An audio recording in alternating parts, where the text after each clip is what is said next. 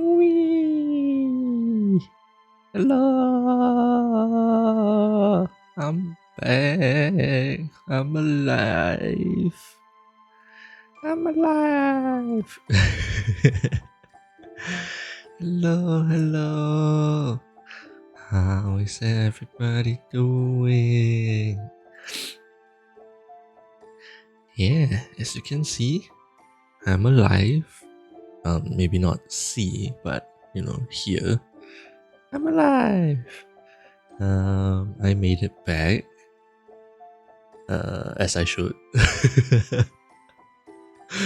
But yeah, I was away for a family trip over to the Middle East in Dubai. It's somewhere that I've never gone to before, and like right before the trip, I was kind of like reading about some horror stories. Psycho, hello. Come in, come in. It's been so long. How have you been? But yeah, I think a lot happened in Dubai. Hey, I think the first thing that really stood out to me was that uh, it was so much more developed than I expected. I mean, it's not like I was thinking, Middle East, oh, there's a woohoo, but I wasn't expecting it to be that technologically advanced. Like it's actually comparable to, you know, the likes of Singapore. I don't think I would say Japan, Korea, but it was very advanced, and uh, that was actually quite surprising. Got yourself a D&D book. D&D. I've actually watched a little bit of D&D myself. I still don't know anything about D&D really. Um, all I know is that it's really a lot of improvisation, to be honest, and like imagination, and um, you know, just winging it on the spot, and playing characters and all that. But I have come to learn that D&D actually has like its own player handbook, or like a rule book, like a set of standard things that exist in all of D&D. And I think that's cool, because I didn't know that watching my first D&D playthrough. Uh, so I was wondering, like, how does everybody know all this? Is it because of a previous playthrough? Like this is a continuation of like a previous series, or something like that? And I was quite confused watching it. But it was still fun. The one I watched was on Critical Role. It's the campaign, they call it Exandria Calamity. No, Exandria Unlimited Calamity. That one was really fun. Like, as a as someone who just went in completely blind, really, all I saw of the campaign was Brennan's like what do you call it? That villain monologue. And it was amazing. He's such a great storyteller. He really, and I think it's not just Brennan, but also all of the other players on the table. All of them get so into the characters, and it's actually very immersive, and very descriptive for that. It's quite easy to just get into that campaign, and you know, whatever they are actually playing, you know, it's really cool. I haven't watched another Media. Hello, it's been so long. Hopefully you've been doing well. But yeah, it's really cool as a first campaign to watch. I was I wanted to start another one, but I'm not too sure which one to watch. Because all of the completed campaigns are all pretty old, or like, you know, a lot of them started quite a few years ago, and I don't know. I want to start another one. And I'm thinking of watching another one of Brennan's campaign again. You know, with him as a DM, because I just like the way that he tells his story. You know, the way he voices his NPCs, and his how do I put this? Like, he really gets into character, and describes the environment of the story so well. It's really fun. You make your own campaign to make people at ease with D&D. I'm glad the both of you are having fun. That's great. I also heard that Baldur's Gate 3 is also more or less something like D&D. So I was thinking like that could be my first quote-unquote playthrough of a D&D campaign. Who knows? Whenever I actually get that game. It seems like a lot of people have been having fun with it, so I want to try that myself. But I think for now I will just stick with watching, and maybe even in my own free time, just look up the player handbook, see all of the what do you call that? Like, just see all of the default stuff. Like, I know there are things like, what do you call it? AC, what's that, armor class? There's also, I remember they also use this thing called DC. I think I don't know what that stands for, but from what I'm getting, it's like a difficulty check. Basically, you have to roll a dice, the dice higher than the number to succeed. Basically, like a skill check, So there are some things that I can infer, but all the things like, why, how do I put this? So, like, let's say an insight check. Some people actually get plus, I don't know, 2, 3 to their rolls, and I don't understand why that is. And I also seen like character, like a small window, for as like a character sheet, all that stuff. And I don't understand what that actually does. So maybe all of that is written in like the player handbook and all that. So I will have to go and read that up. And it also just looks like all of the players, they more or less know like what kind of spells there are, what the kind of actions they can take, or like the skills they have. How do they decide what kind of skills they have, uh, uh, um, what are all these spell slot thingies, like those have levels also. How does that affect the spells and all that stuff? It looks like it's quite complicated. It's quite in depth,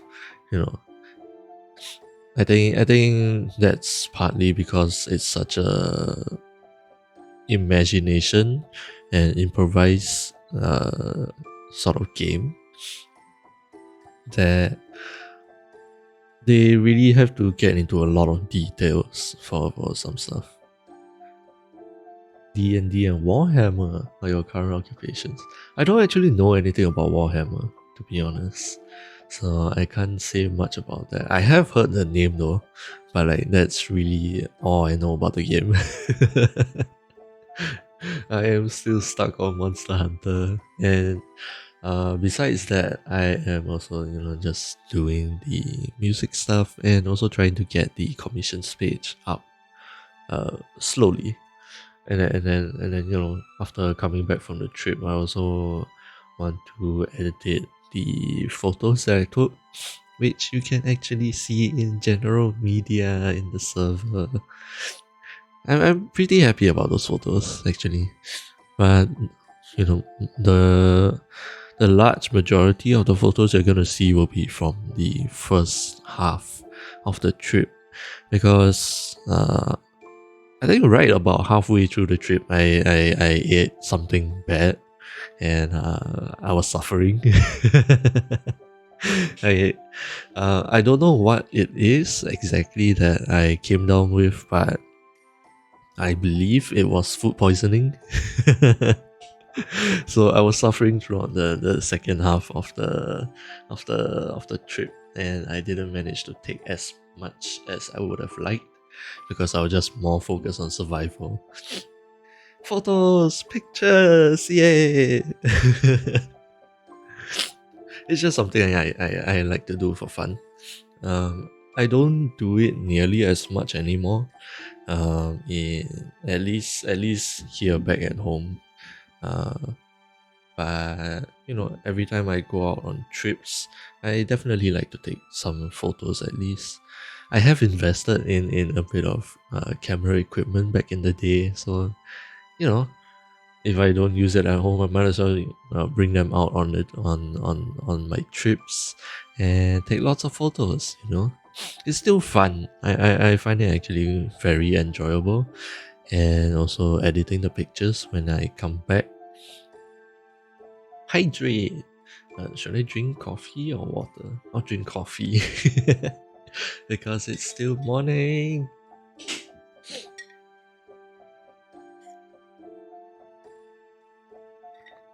Ah, okay.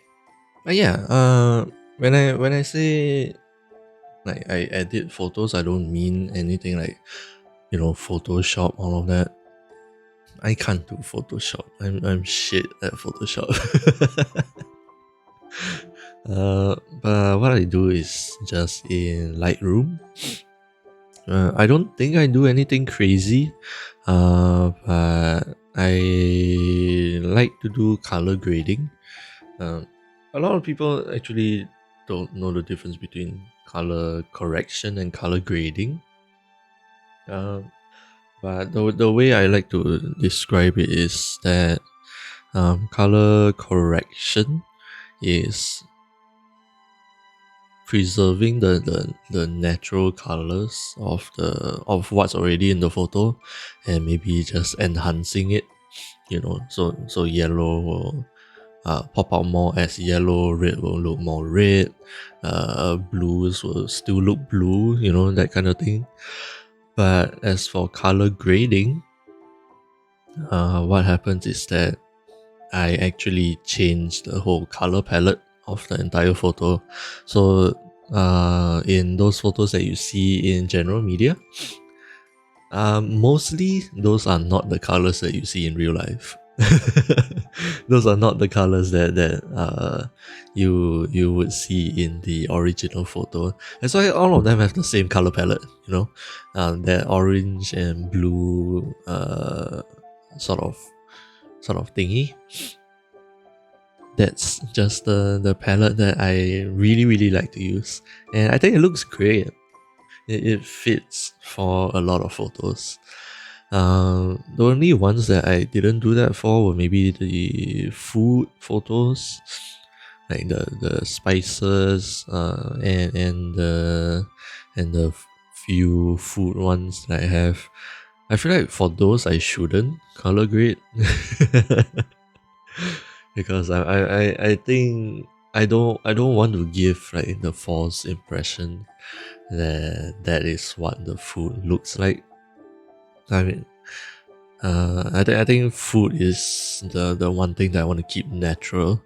So for those, I only did a bit of enhancing, correcting the exposure, all that stuff. But yeah, I like talking about cameras and photography in general. I'm not a guru by any means. There's still a lot that I don't know, but it was a hobby that I got quite into a few years back, and I still like it. I just don't like dive into all the photography and videography channels anymore, and I haven't kept up with all the camera news. I haven't bought any new camera gear, all that. I'm just a casual now. So yeah, right now the focus is still gonna be more on music, but anytime I go off on trips and stuff like that, you can expect more photos and edited photos. Yeah.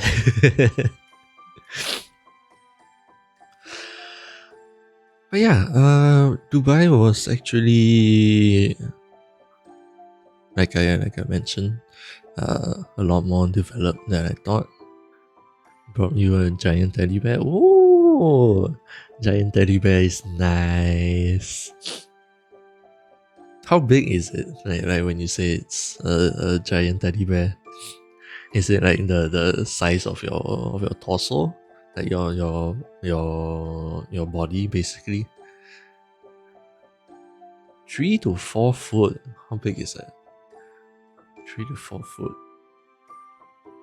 1 foot is about 30 cm. So that's what 120 to 100. Damn, that's big. That is actually big. I'm happy you got your big teddy bear. I don't think I would be able to keep anything of that size in my room. You can send a picture in Discord. Sure, why not? Why not? Anything that you want to send a photo of, whatever you're comfortable with sharing, just go ahead. I don't mind. Nah, the bear is shy. But it sounds like the two of you have been doing well. You've been happy, and I'm glad to hear that. I'm very glad to hear that. What have you guys been doing, recently? I think it's been a while since we last got to chat. I think school is already done, right? Have you both graduated? I think so. I think the last few times that we talked, you both were about to graduate, I believe. And also it's like the end of the year, so maybe school is over. Maybe. I don't know how it works overseas because we don't have those summer breaks and winter breaks, all that. So I don't know how it works for you guys.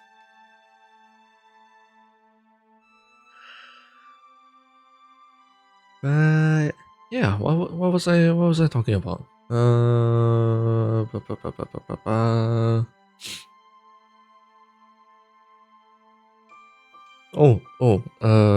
So on the first day, we actually took the I almost said MRT, but you guys wouldn't understand that.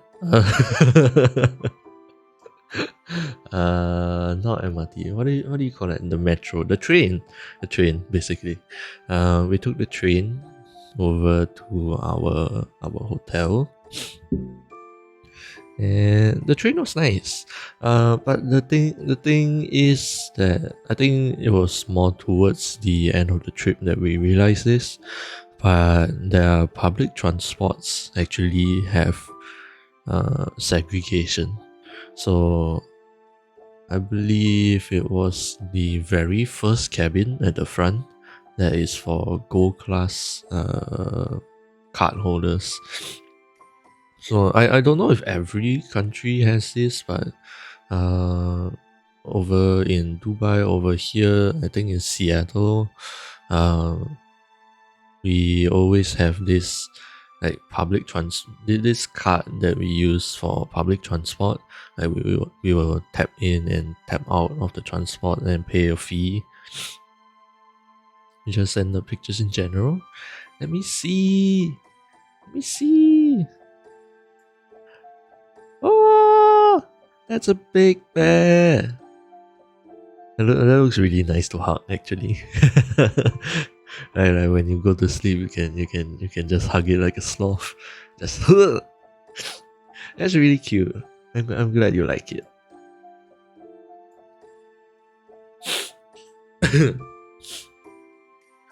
I don't know why. I feel like my nose is getting stuffed. Sorry if you guys hear me sniffing a bit.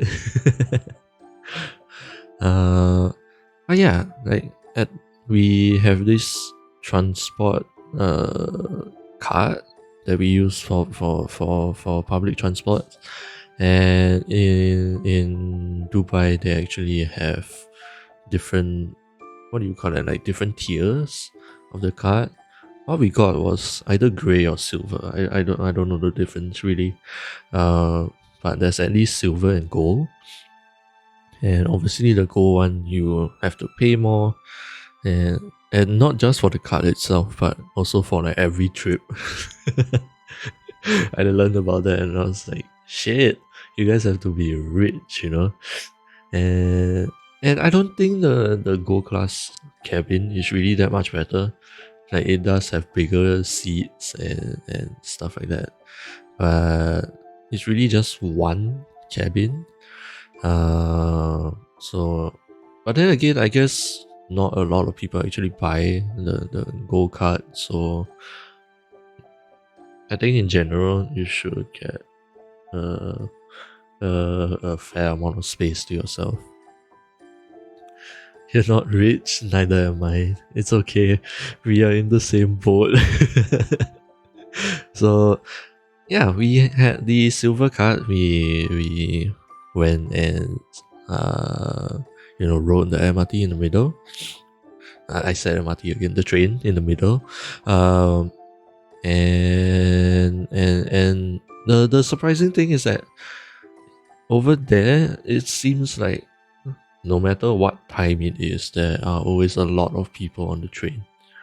Somehow, I don't understand how, but somehow, uh, it's very hard to find a seat. Uh, it's usually kind of packed, and especially in the mornings and the evenings when people are going to work or coming back from work, it gets very very squeezy. like you actually have to push yourself in if you want to get on the train, kind of squeezy, and like that's bad. And then besides that, I think part of the reason why it's so squeezy is because you know how I mentioned the very first cabin is for gold class. The very last cabin, I think the last one or two cabins, those are reserved specifically for the ladies and children, which I think is nice. Because one thing I've noticed in their train stations is that the escalator going down is also always located at the back of the train. So just makes it more convenient for the ladies and children to just step out and be the first ones to be able to go down. I think that's nice. Uh, Although I'm not too sure if that was like the intention, because I know in the Middle East, being a more Muslim, what do you I forgot the word. I had the word in my head. I forgot. A more Muslim prominent country. I have heard things that PDA and just generally things between the guys and the girls are more frowned upon, I guess. Like physical intimacy is more looked down upon. So I don't know if that separation for the ladies is because of that or just for their convenience. I don't know. But it was still cool to see that. And then once we got to the actual hotel room itself, it was so nice. I thought it would be like a I think generally hotel rooms are you go in, you have, I guess, usually it's just a bedroom, right? Like you step in, and then it's just the bed, and then maybe a TV on the wall, and then uh the the bathroom where you can go and shower. The hotel that we went to, when we stepped in, it looked like an apartment, really. Which was very surprising to me. So you step into the door. Immediately there is a whole living room on its own, which is quite big. I'm not gonna lie, it's actually quite big. and then there's a small kitchen off to the side, and you have a small hallway as well. You know, one side is the toilet and the other side is the bedrooms, and we actually have two bedrooms. I was quite surprised about that. I guess it's because I didn't do any of the reservation stuff. Usually my sister likes to handle that. But yeah, we went in. It looked like a normal apartment. We had two bedrooms. One of it had two smaller beds for one person. And then another bedroom was with the bigger bed. I think it was queen size. And you can easily sleep two people on there. And the toilets were nice. I'm not gonna lie, the toilets were nice. But yeah, that was like more or less the first impressions I got when we first stepped into Dubai. Like, it was very, very developed. I only learned like after the trip that Dubai was actually considered one of the most wealthiest countries in the whole world, and I can see that. To be honest, I can see that. Like, a lot of their buildings are quite developed, right? They have a lot of high-rise buildings. Maybe because we were closer to the center, in general. But there were a lot of high-rise buildings. All of them look, really, really, really nice. The train stations are also really nice. Like, it's not air, no, they are air conditioned. Yeah, they are air conditioned, which was really nice, because Dubai over there is very hot.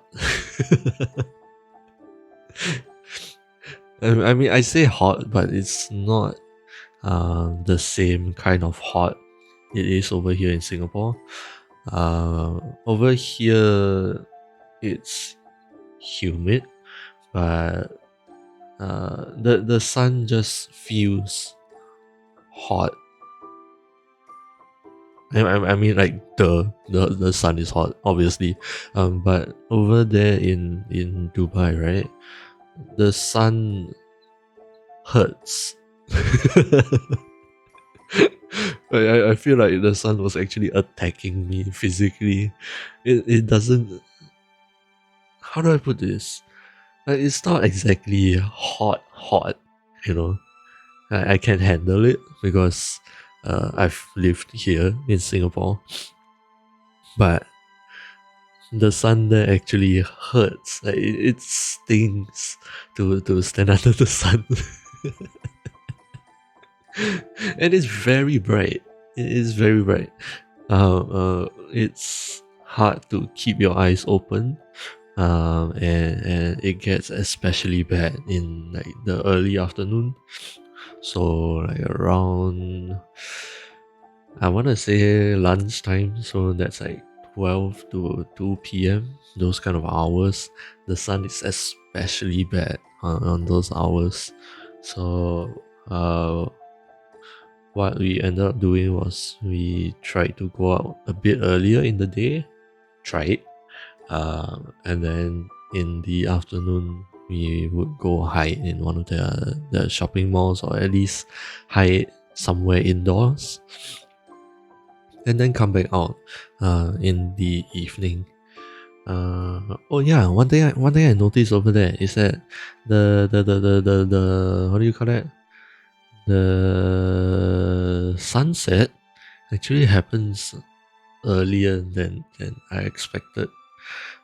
So over here, sunset happens around 6:30, and then it goes completely dark after 7:30, which I guess apparently is kind of late. But over there, sunset actually happens around 5:30, and the sun is like the skies are already completely dark by 6:30, which threw me off a bit because it felt later than it actually was. So that was a bit that was just a thing that I had to get adjusted to. Uh, and then besides that, the food, the food was great. It was actually really nice. I think uh, Middle Eastern countries and countries like India, they have got their spices down like just right. They know how to use their spices. Uh, and the portions there were really big. For me, I think not even just within my family, but in general, like out of the people that I know, I would say I have more of a bigger appetite. Like I can eat a fair bit more than the average person. But even for me, over there, I could barely finish my own portion of food, you know.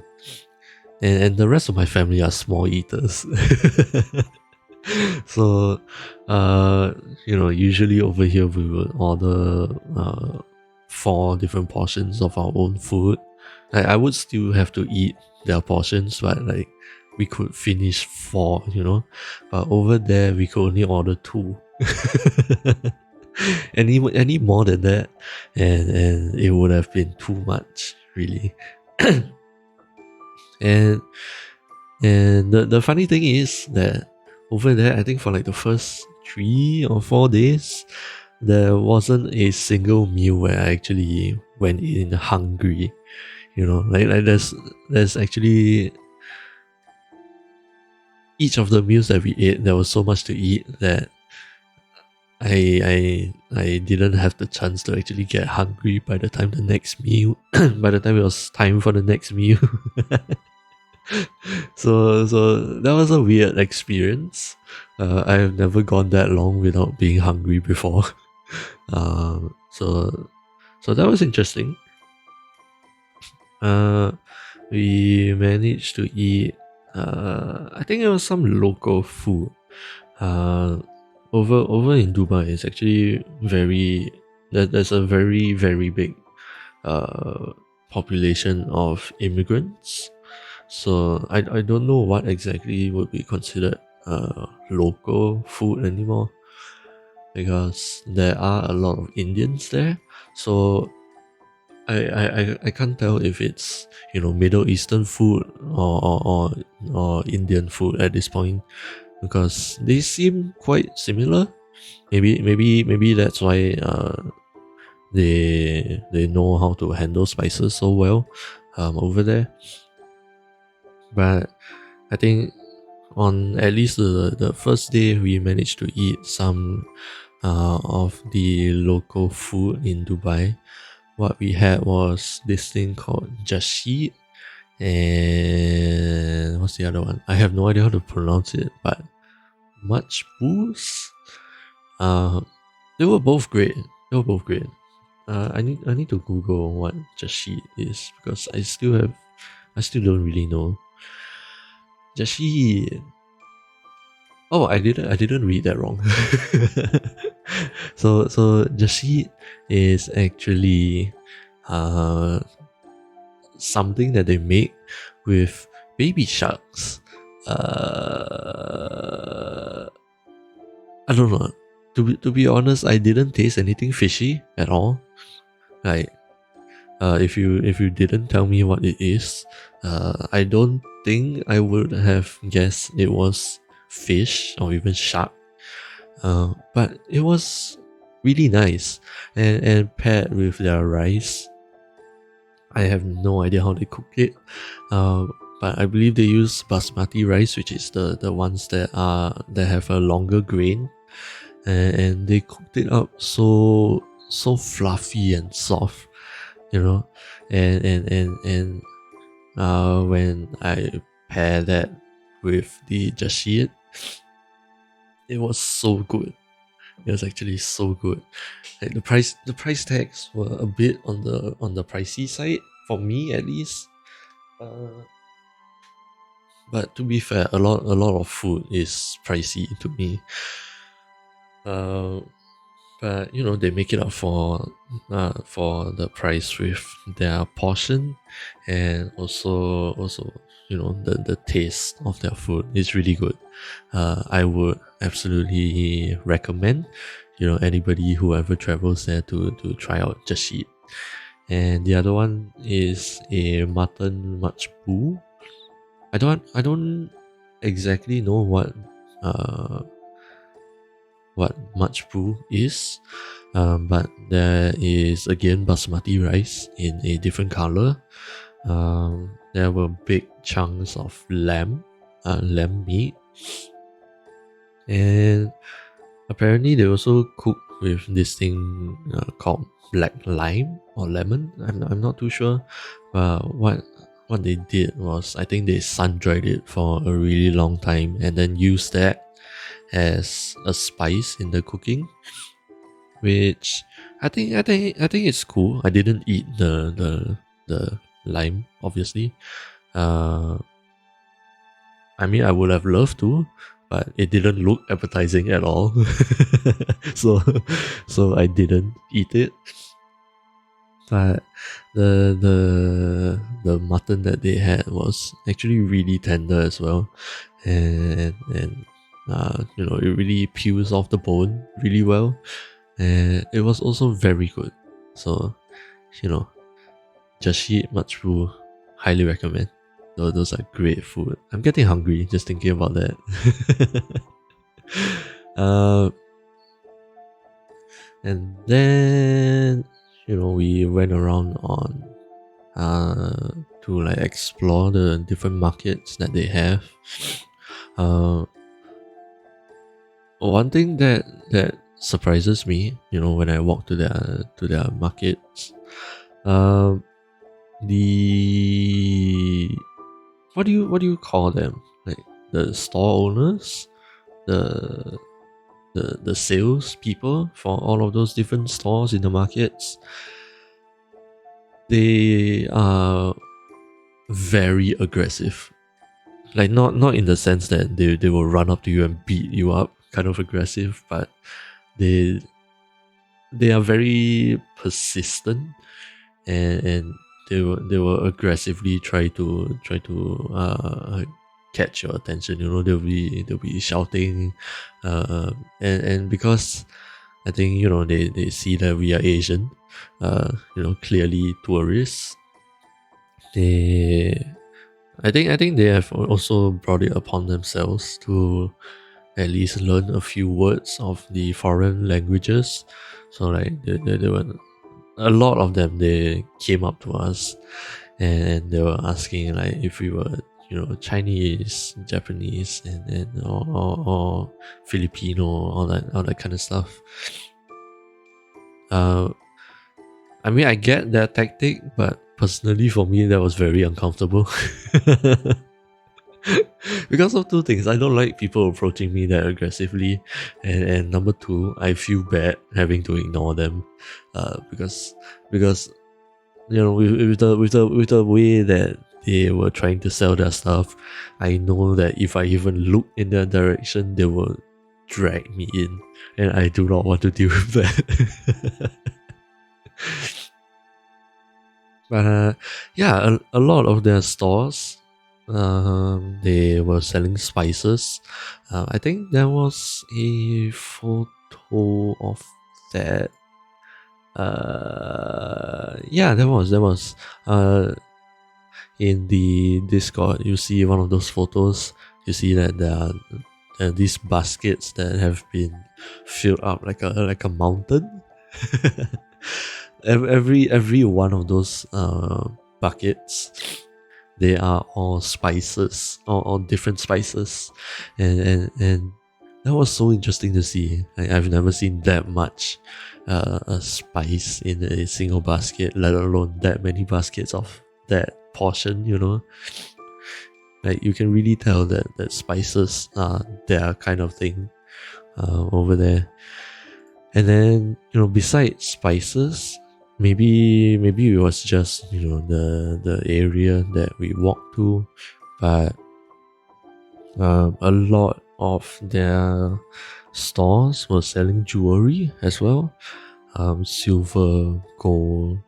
I think there was only one diamond shop, but like in general, there were a lot of um, gold jewelry kind of shops, and like that. Those were everywhere, and anywhere that you walk down, anywhere that you look, there will at least be one or two, um, you know, of those shops trying to sell you gold stuff. I don't know how much those actually are, or how expensive they are comparatively to like other countries, but they seem to be abundant in gold. I've even heard that some of the higher end cuisines, right?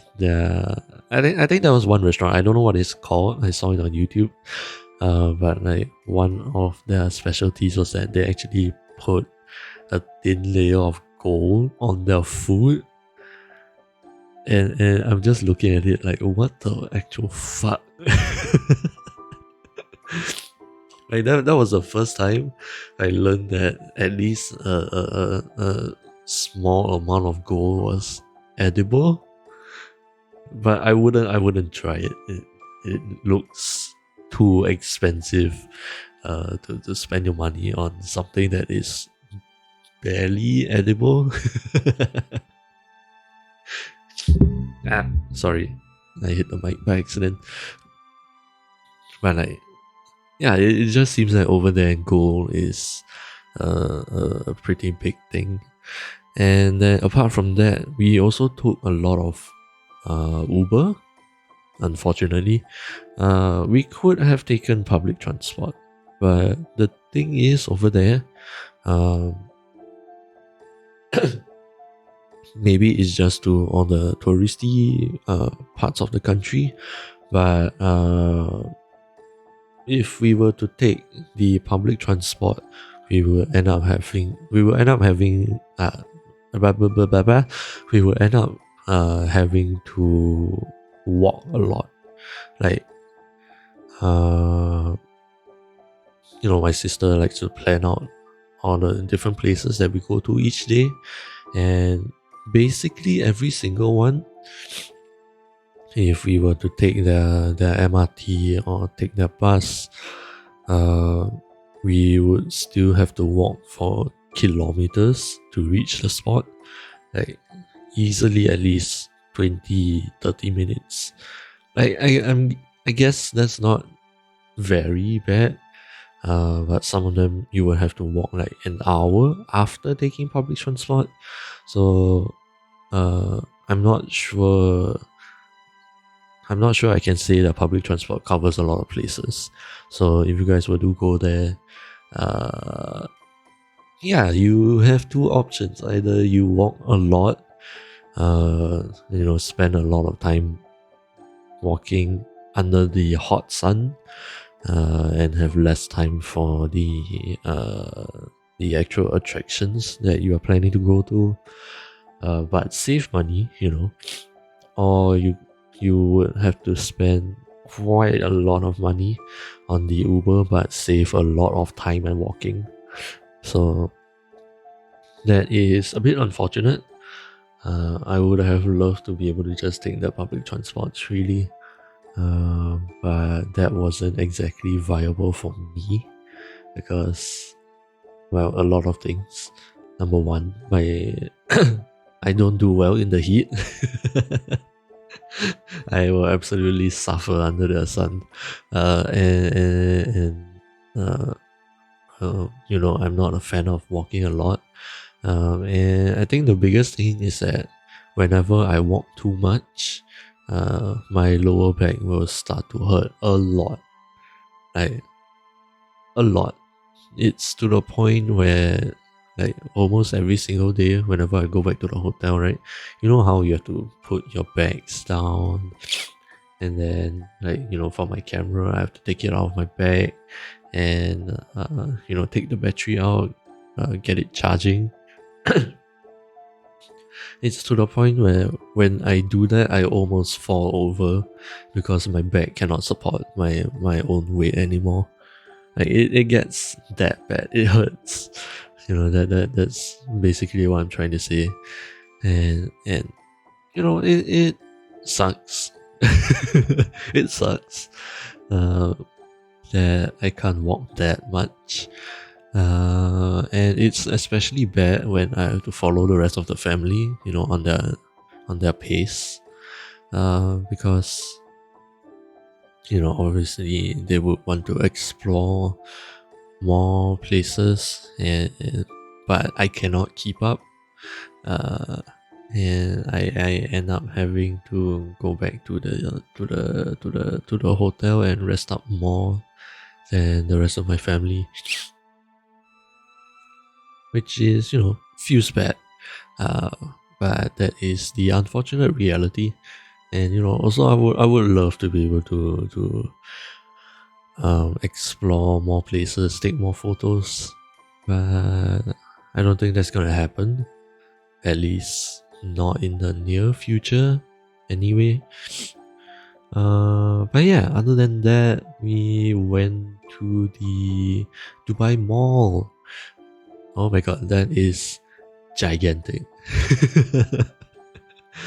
One thing about the Dubai Mall is that there is a MRT station named Dubai Mall. So like we take the train there, we get off at the station named Dubai Mall. But it is actually still a fair bit of distance away. Like thankfully it was all sheltered, but like on the walkways, we have to walk like a solid 10-15 minutes on travelators. Mind you, it's not like we are just walking on barefoot. We actually have a travelator speeding us up, and we still had to walk a solid 10-15 minutes every single time just to get to the entrance of the mall. And from there you have to walk even further in to actually get into the mall itself. So there's a lot of walking. And then once you're actually inside the mall, it is enormous. Like that, there's no, you can't downplay the size of the mall. It's like I can say this without exaggeration. It is, I want to say, airport size. Like that one mall is the size of an airport. Like that is how massive that thing is. We went back there like twice, maybe. Yeah, I think we went there twice, and I don't.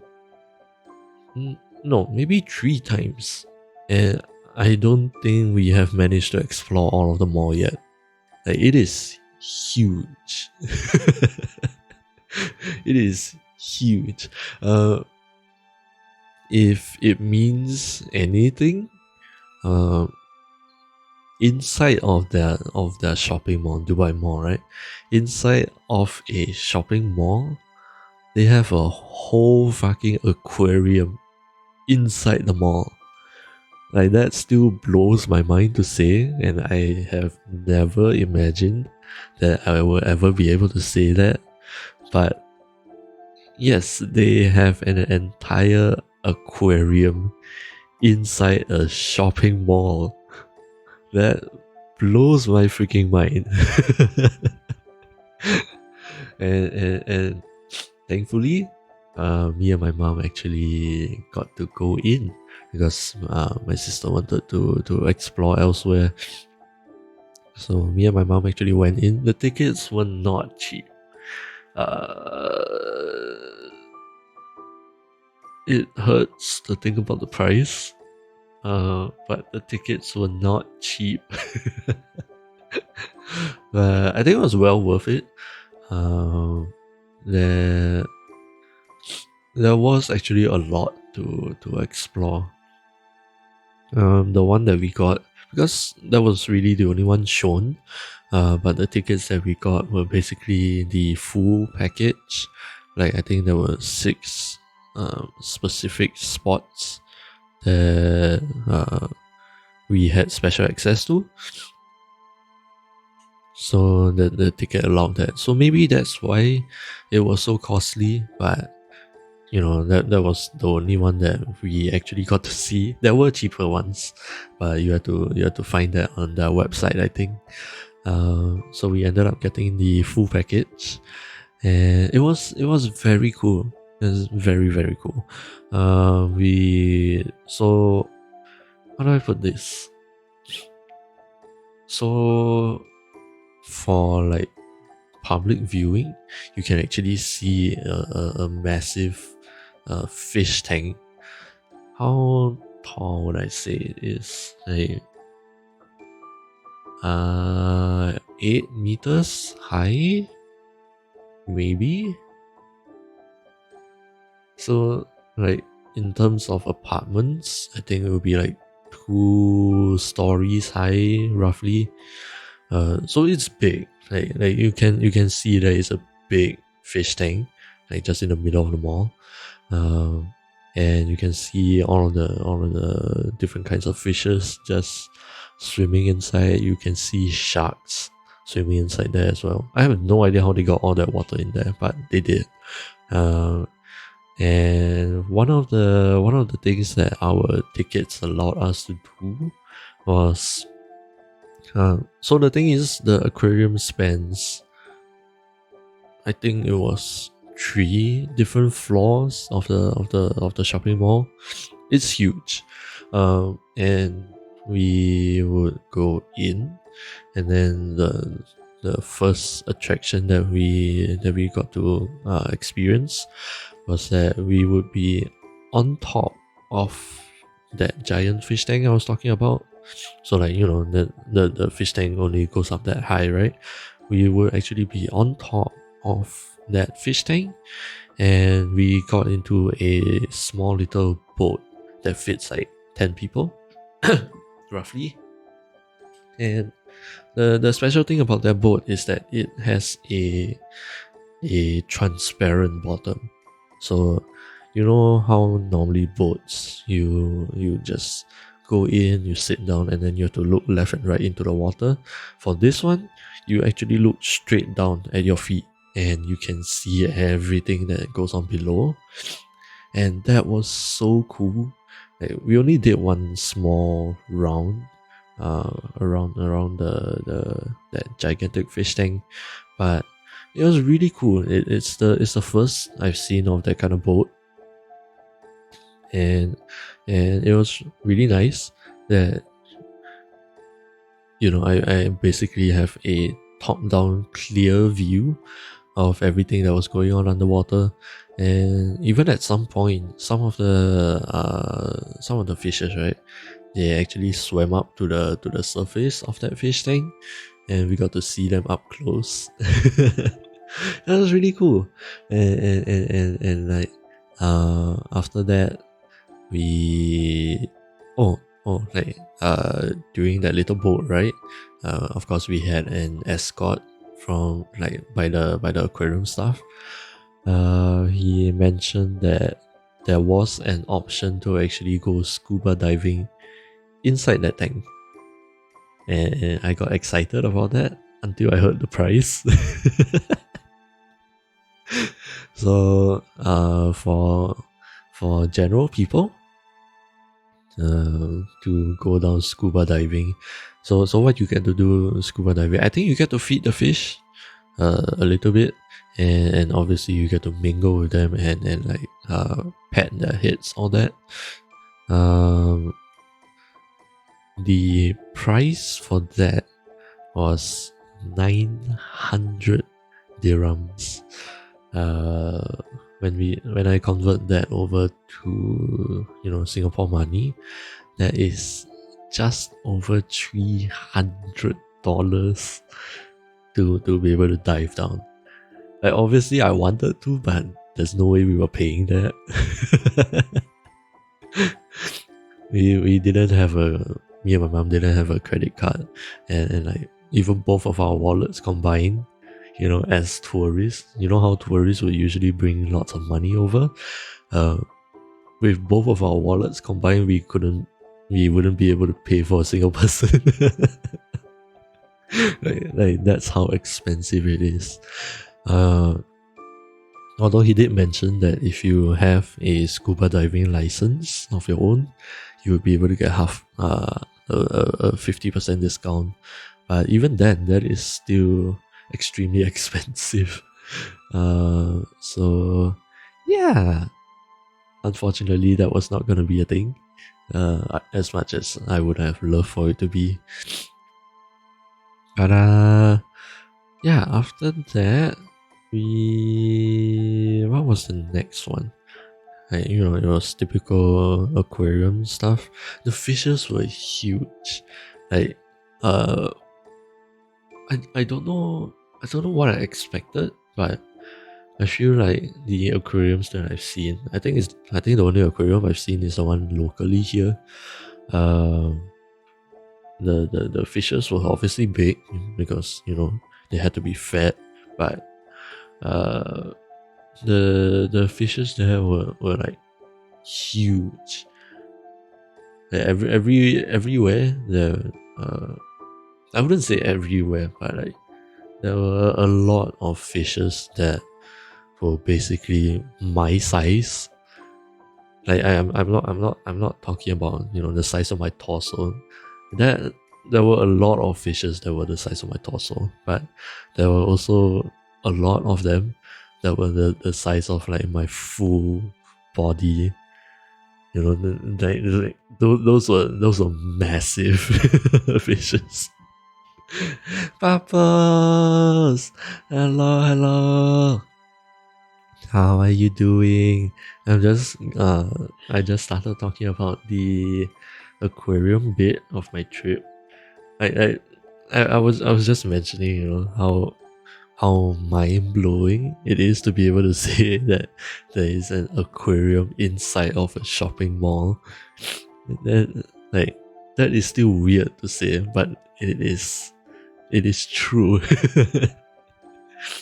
And so I was talking about how me and my mom, we got the full package for the aquarium, and like we got to sit down on the transparent bottom boat, and went in a little circle around the top of the giant fish tank that I showed you, and then like how there were a lot of fishes that were my full body size.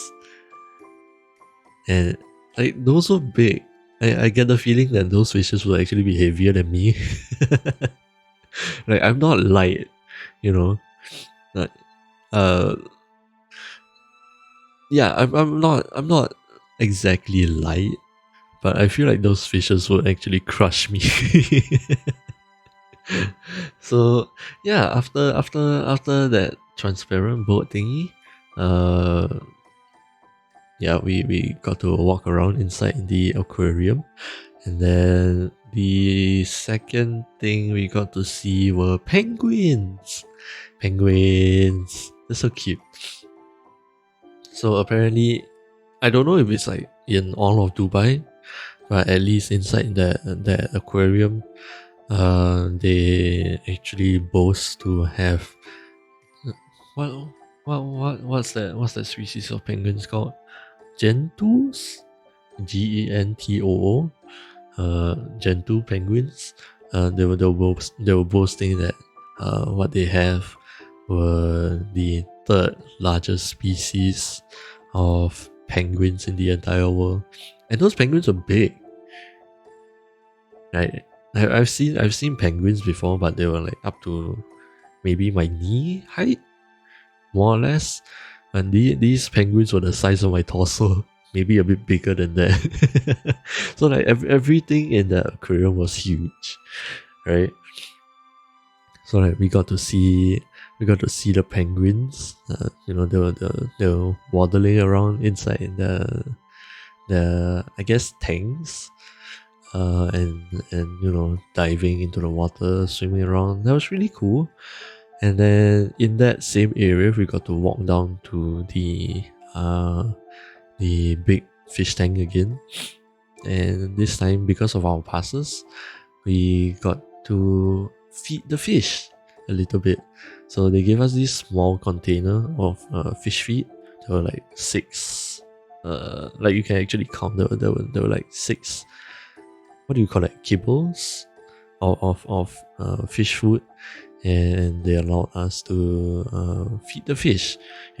I don't know what species of fish that was, but uh, there were a large number of them just swimming around, because it's like a small little oval platform, and there were large numbers of the fishes just circling around that platform, presumably because they know that they are going to be fed uh, by us and the aquarium stuff. But that was really cool. We toss the fish food in, and then you get to watch them fight for the food. I mean that probably wouldn't be fun for the fish, having to fight for food. But no, that was still an interesting experience. So then after that, we continue walking around the aquarium, and then we got to see like otters and all that, and also we spotted this. I'm not exactly sure what they are. I'm not gonna I can't lie. I'm not exactly sure what they are. Turtles, maybe, but they look like very rugged, rocky kind of turtles. If that gives you like an image, right? Like, it feels like the shells were really rough. Even the heads, it didn't look like the usual smoothness that turtles normally have, but they look very rough, maybe even kind of spiky and rocky. And those things were huge. Like it looked like their bodies were about to pop out of their shells. Like they were fat. I've never seen turtles like those before. I don't know. I don't know if there's anything I could use as a comparison. I think they will be more or less the size of a 24-inch screen. No. Yes? No.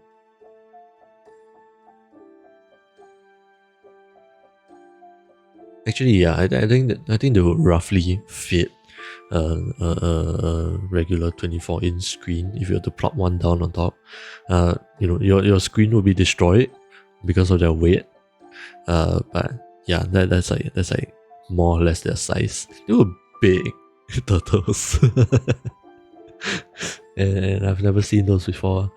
And then further down in the aquarium, they also combine a sort of a small zoo inside. So the full thing was an aquarium and underwater zoo, and we got to see this thing called a sorry, we got to see this thing called king crocodile. And again, those things were fucking massive. The one that we saw, apparently that one was a male. How should I say? Yeah, how should I describe the size?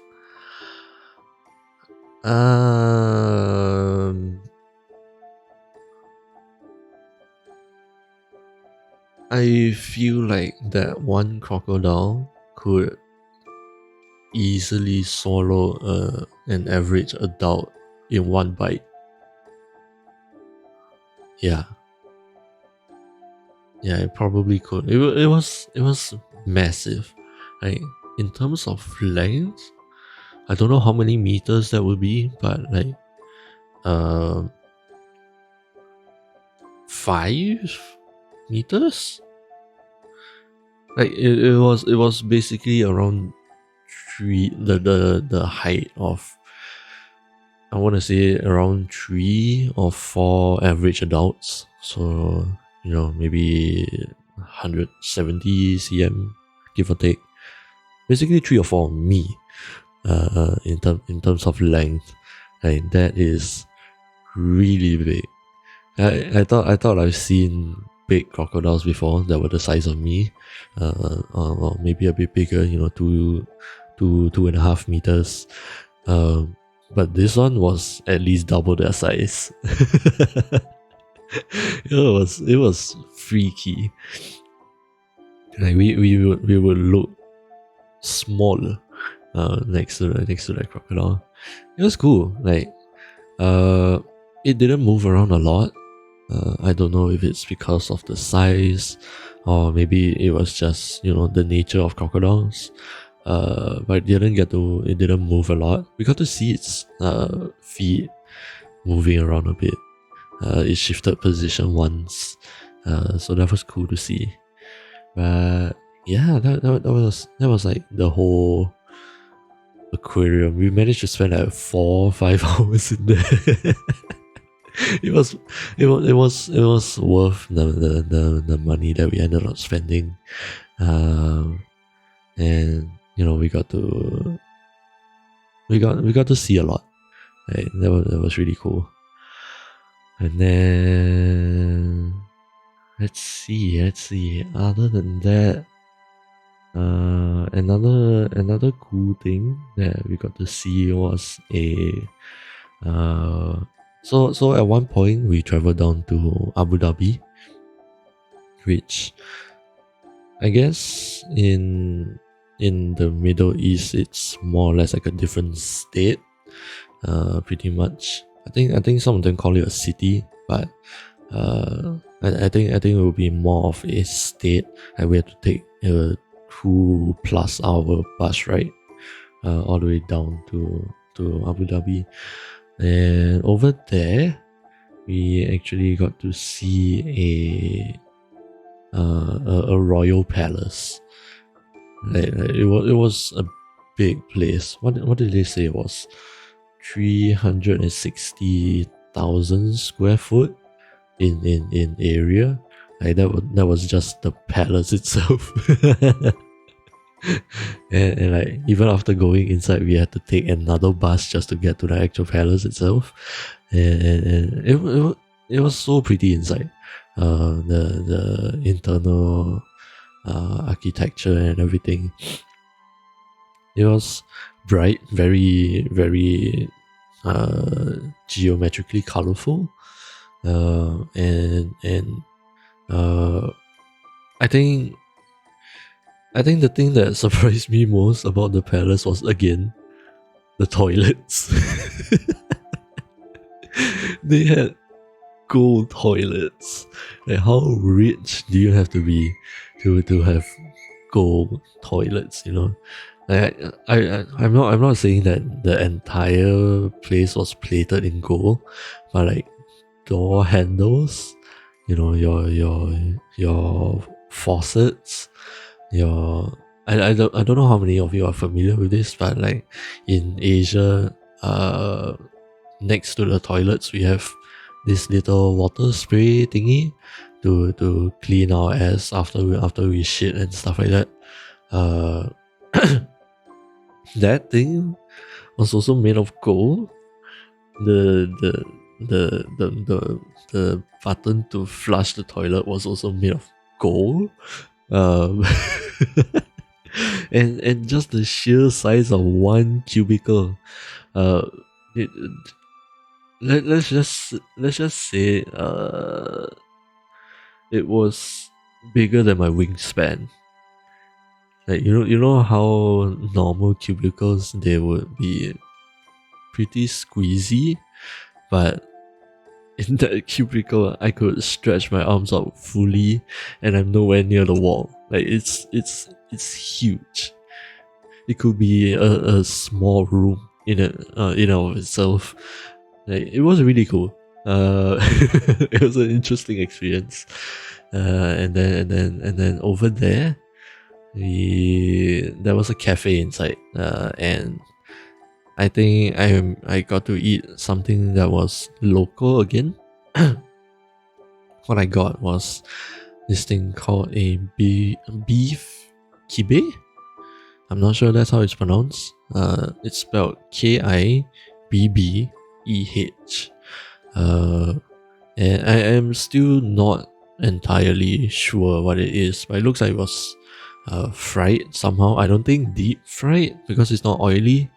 But it was very crispy, crunchy on the outside, and then inside there were ground beef. I think like minced onions. I'm not too sure, but it's like uh, it's basically finger food, really. Uh, um, um, let's see, maybe roughly half the size of your phone, of an average phone. Like it's not big, but it's not that small either. And then they give you this sauce to dip into. It was actually pretty good. I think it makes for a good finger snack, really. But yeah, I think from that point onwards, it was like the second half uh of the trip, and I was struggling to survive. Oh! We also went to the desert, like desert, and when they brought us in, there was this car ride, and it was fun. I'm not gonna lie. Like the rest of my family was screaming in the back of the car, but they were like zooming through the desert, and of course it was very bumpy. So we were like bouncing around in the car. I thought it was actually pretty fun. Um, we were going really fast. It's scary, of course, because it's the desert. We don't have very solid footing, even for walking. So like the speed at which they drove, and like how they just turn the steering wheel aggressively. Uh, Obviously they are skilled, but like there will always be that very very possible chance that we flip over in the sand. So that was the scary part, but apart from that, it was actually pretty fun. And once we actually got to the location itself, we got to see camels. They were so cute. They had their something around their mouths. I presume is to prevent them from biting people. But like they actually allowed us to go up to the camel and give it head pats. The hair fur was actually a lot rougher than I thought.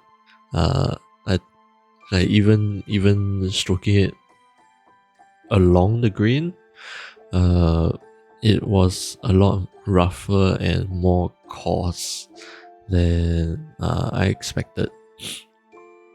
But it was really nice. I got to give camel hip pats. I think the first one got kind of angry with me.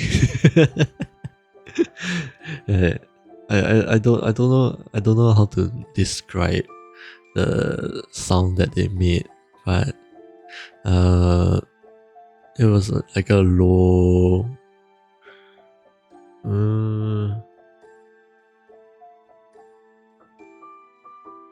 I guess if you were to take uh the sound that a sheep makes, the meh kind of thing, and then you lower it down a few octaves, like that's more or less what a camel would sound. I would say, and all of them look so chill. The camels, like When I walked up to one of them, you could see a lot of flies just like landing and walking around their face, but they don't even blink. You know, they're that chill. But that was nice. I got to give them head pats, and I even got to ride on one of the bags. It was scary. I mean, the ride itself was fine. It was nice. All we did was just one small little circle for like a minute before we had to get down. But the scary part of it was when the camel had to stand up and sit down, because they don't stand up straight. You know, they actually go. I don't know what the order is, but like, you know how they have front legs and hind legs.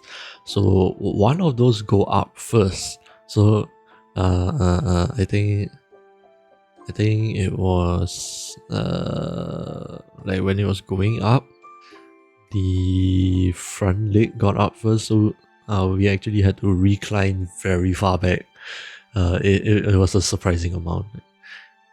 And then the back leg came up, and then that straightened, because the thing with camels is they go up in like 2 steps.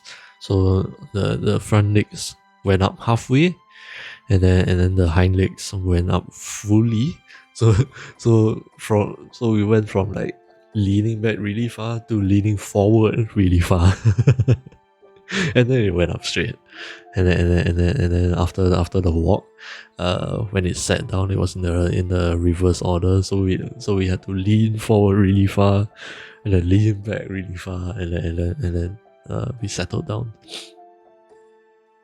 That was scary. Like, we could have easily fallen off the camel. But it was an experience. It was really nice. But yeah, apart from that, there was also there was also this thing, this, I guess, like a shopping center. It's not a whole mall, but like this one small building was fully for shopping. It was like a mega store, really, and it's right beside the Dubai Frame. It's called Gifts Village. It is a thrift shop heaven, really, because like their branding, like, it's plastered all over their walls. Everything inside there was no more expensive than 11 dirhams. So in our money, that is roughly $4, roughly. And you might think like they don't sell a lot. Sorry, let me take a stretch. You might think that they don't sell much, because when you go in, it looks like a normal supermarket. Your normal snacks, biscuits, chocolates, all that. Until you go up to the second floor, where it is the same size as the first floor, but instead of, your finger food, your snacks, the entire floor is filled to the brim full of clothes.